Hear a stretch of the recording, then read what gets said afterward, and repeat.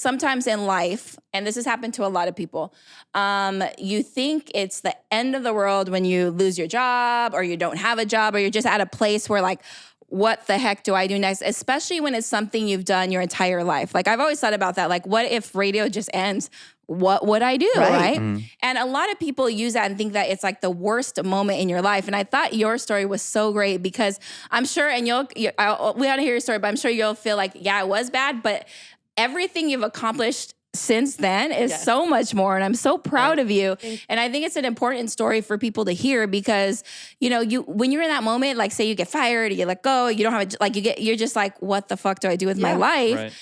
And then I really believe that the universe sends us things that sometimes you get like cuts things off to bring a better opportunity. Oh, yes. To bring you to your destiny. I think your story is exactly that. Right. Okay, so tell everybody. So you were a meteorologist here, whatever you want to tell us. I was on a local TV station here and for about 11 years and doing my dream job. And then one day it just ended.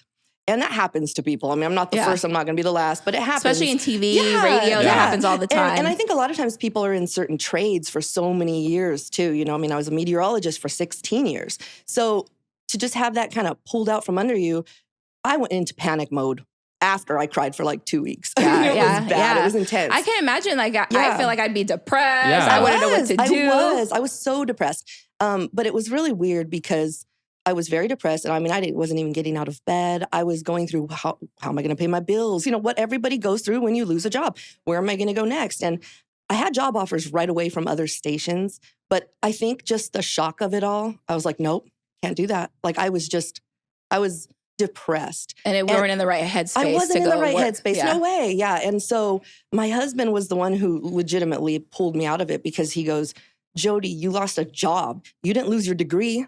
You didn't lose people. You didn't lose your following. You didn't lose your ability to do your job. Yeah. Like, move on. And I think it's important to know that when you don't get a job, like say, not even if you get let go or whatever happened, but when you say apply for a job and you don't get it, all of a sudden you start thinking like something's wrong with you. For sure. That you're not worthy, that you're not qualified. And so many times there's so many other factors that have nothing to do with you as to why you didn't get that job or why, you know, and that's what I've learned as the years goes on. But all those feelings come up like, right? I'm not good enough. Like your husband was exactly right. Like you still are a damn good meteorologist. What are you talking about? Right. But you know, I mean, it's very hard. And I think the thing about it is everybody in the world can tell you you're great at what you do, or but you are your own worst enemy. You know, you're your harshest critic. Yeah. And I think that kind of a blow, anytime you're let go, the whole like they don't want me thing, it could be in a relationship, it could be in a job, anything. But when somebody doesn't want you, it does a number on your psyche. It really does.